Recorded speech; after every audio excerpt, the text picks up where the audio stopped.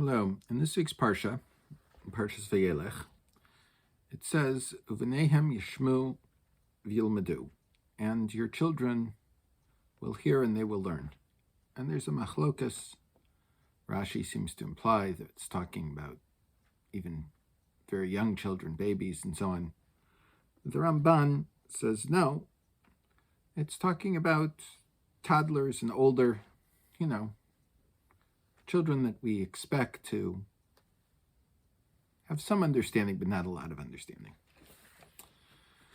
When Rebbe Nachum Mendel of Lubavitch was 4 or 5 years old, he carved out from potatoes tefillin and attached them with string. And when his grandfather, Reb Shneur Zalman of Liadi, the Baal HaTanya, the Alter Rebbe of Chabad, would daven, he would tie his potato tefillin on his head and his arm and sway, as people do, especially Chasidim do as they daven. He would sing with great vigor.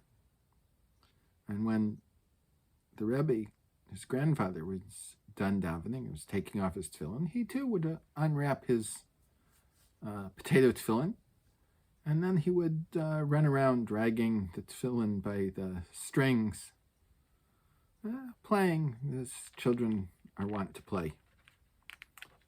Now, once the Rebbe gave a very deep mimer on Al Shlosha Devarim Ha'olam Omed, on 3 things that the world stands on, from Pirkei Avos, and the Chasidim didn't completely regret it and they understand it, and they asked the Rebbe to repeat it. So Rebbe says, I'll repeat it in 3 days on condition that only 30 Chasidim are present. So 3 days later, 30 Hasidim were present. One of them, Rabbi Yitzchak Isaac of Homel,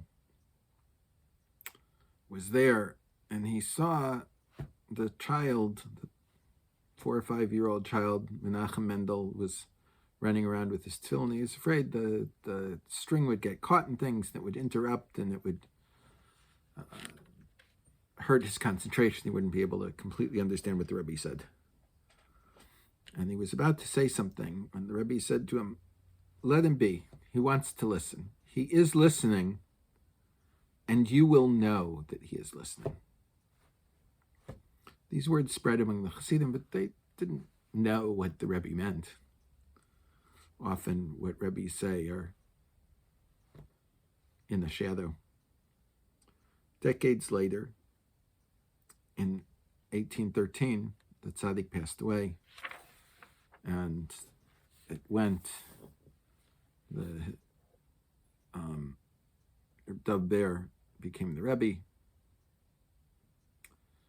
and in 1827, Reb Dov Ber also passed away, and his nephew and son-in-law, Reb Menachem Mendel, after a while, was decided among the Hasidim that he would be the next Rebbe. And as his first mimer, he started repeating what he had heard from his grandfather as a child, Al Shlosha Devarim Ha'olam Omed. One of those pleasant was Rabbi Yitzchak Isaac of Homel. And his eyes lit up, and he thought, now that's the kind of trick that only a Rebbe can do. And Rabbi Menachem Mendel turned to Rabbi Yitzchak Isaac of Homel and said, do not suspect me of being what I'm not. How can I help it if my grandfather orders me to repeat this mimer? And he continued with the mimer. No one, the other Chassidim present, hadn't heard the original statement of the Baal HaTanya. And only after the mimer was over were the Chassidim able to ask Rabbi Yitzchak Isaac to explain what he meant.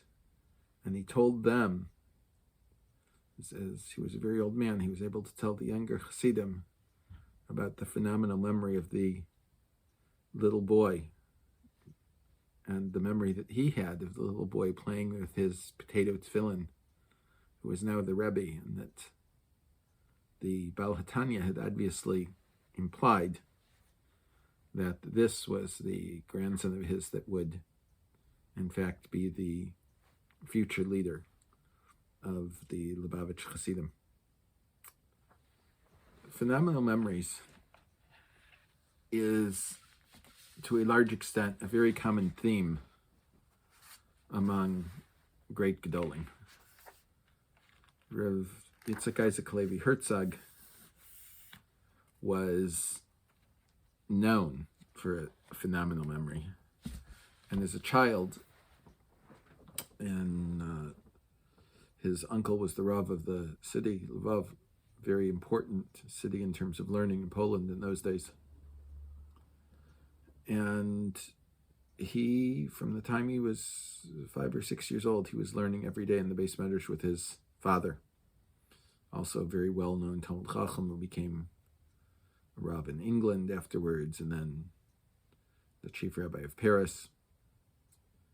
And it was common that Talmidei Chachamim would visit, and they would come to this Beis Medrash and say over various shirim for the Talmidei Chachamim there to appreciate. And after each shir, the Gabbai would put Yitzchak Isaac, the little Isaacel, on the bench, and he would repeat verbatim the shir. One time, a very great Talmid Chacham visited, and he gave a very, very complex shir that went on for a long, long time. And at the end of the shir, the Gabbai Shamash said, "No, Isaacel, this is one shir you can't repeat." And the little Isaacel said, "No, why not?" So the Shamash picked him up and put him on the bench, for him to stand on the bench, and he repeated the entire shir verbatim. And the Shamash then gave him a gold pocket watch. This, many years later, when Rav Herzog was the Rav Roshi in Eretz Yisrael, someone who he had known as a child who was there, older than Rav Herzog, but remembered the event and told it to Rav Herzog Shamas, Rav Goldman. And Rav Goldman repeated it, what he had heard, to Rav Herzog. And Rav Herzog said, yes, that gold pocket watch also had a gold chain and 2 keys, one to set the time and the other to wind it up with. And then he repeated this complicated shir he had heard as a child. The idea of what we imprint on a child, do we imprint them with Torah, or do we imprint them with Mickey Mouse? It has an effect, it has a forming effect on who they are. The greater the mind, the greater this can affect the child, the more of a long-term impression it will make. Everyone should have a Shabbos between Rosh Hashanah and Yom Kippur, where we get to reflect on what we have been imprinted with and what we are imprinting the future generations with. Everyone should have a Gemar Chasima Tova.